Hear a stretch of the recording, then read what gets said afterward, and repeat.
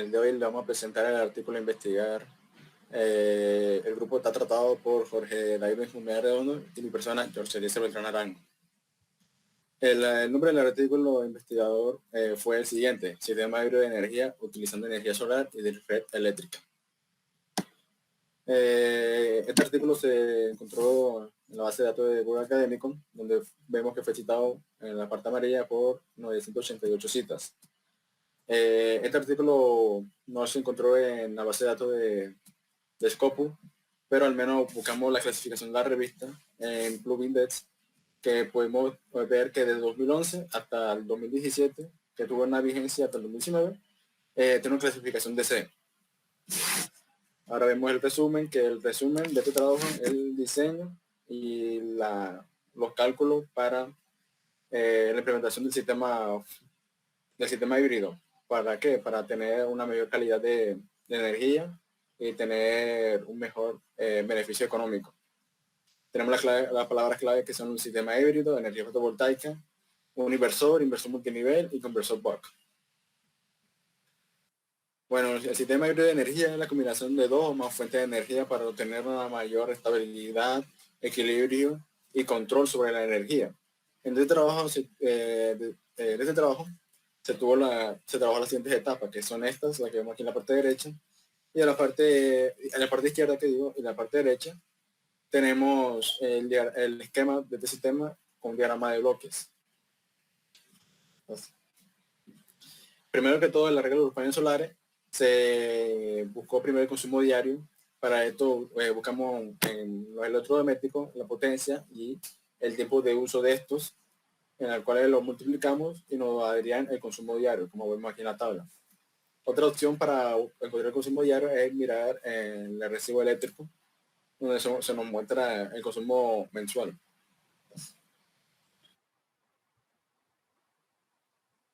La disponibilidad de la luz solar.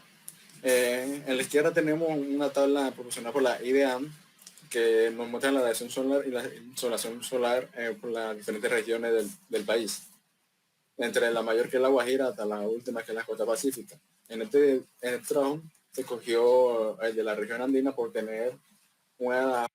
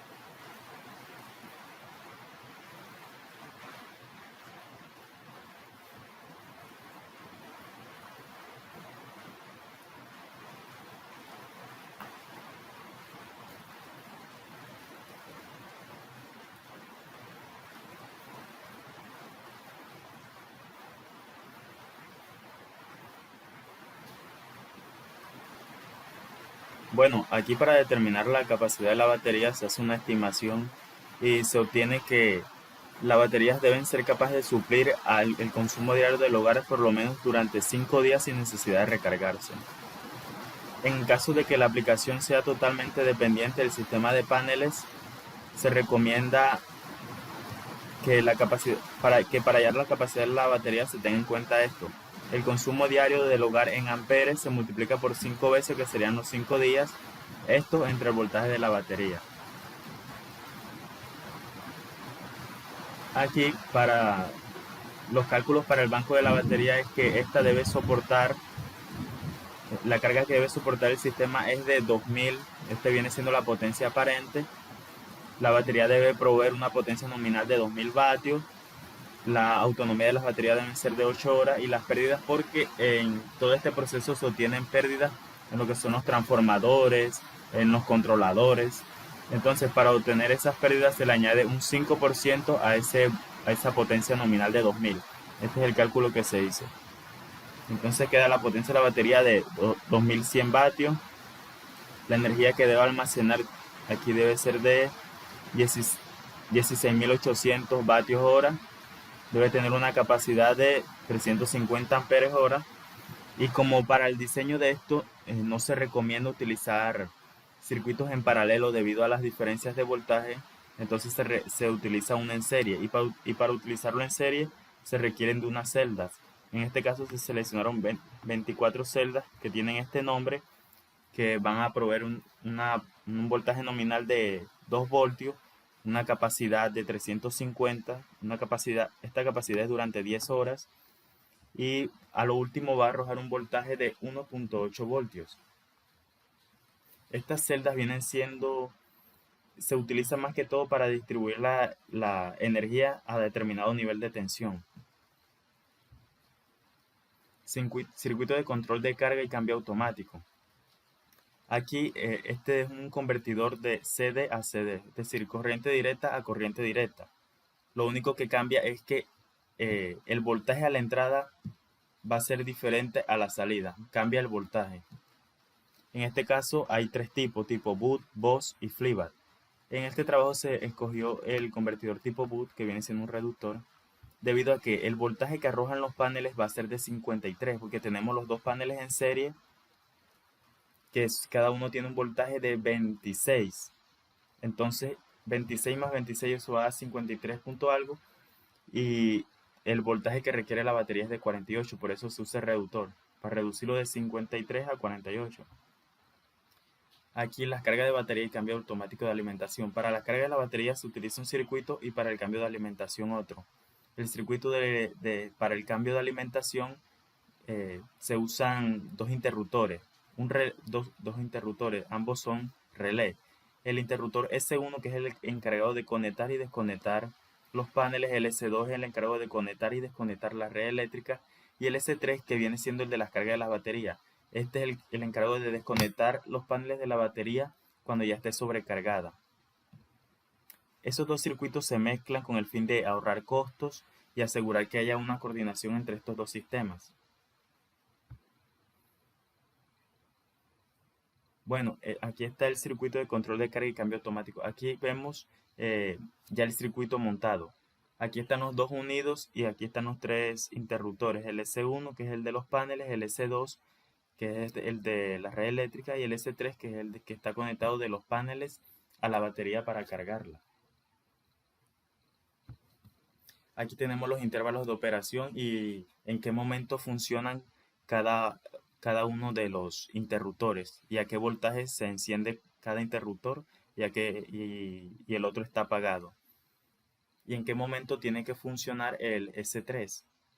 Ese que dice ahí ciclo PMW, nos dice que es modulación por ancho de pulso.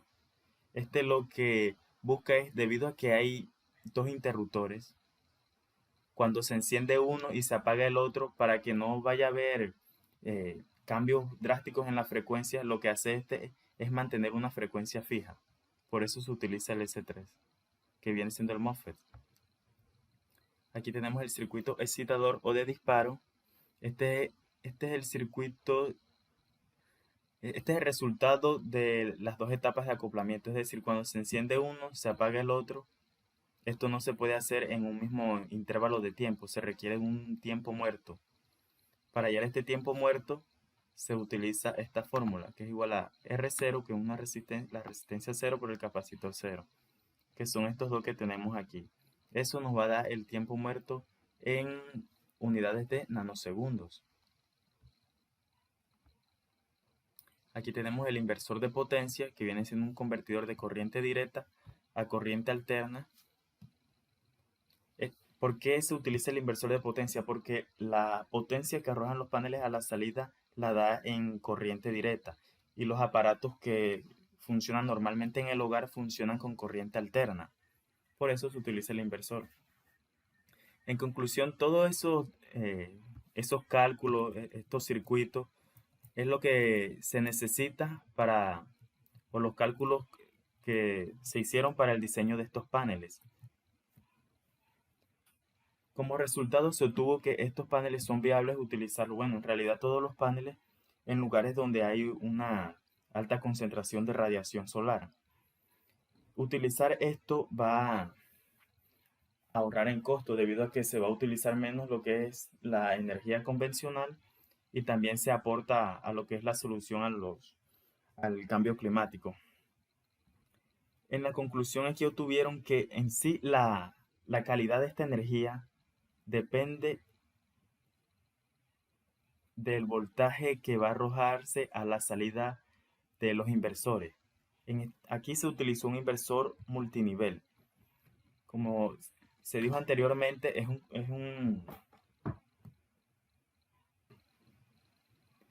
el inversor multinivel lo que permite es modular la tensión y la corriente, para obtener una señal que se acerque a lo que uno desea. Y esas fueron las conclusiones. Aquí tenemos un esquema más o menos. Este no es el esquema como si del artículo, pero es más o menos de cómo funcionaría el sistema híbrido. Tenemos la red eléctrica, los paneles solares, aquí están las baterías, el inversor. Cuando los paneles no son capaces de suplir a la vivienda, se conecta de la red eléctrica. Lo mismo cuando los paneles funcionan a su máxima capacidad, se cargan las baterías y también suministra a lo que es el hogar.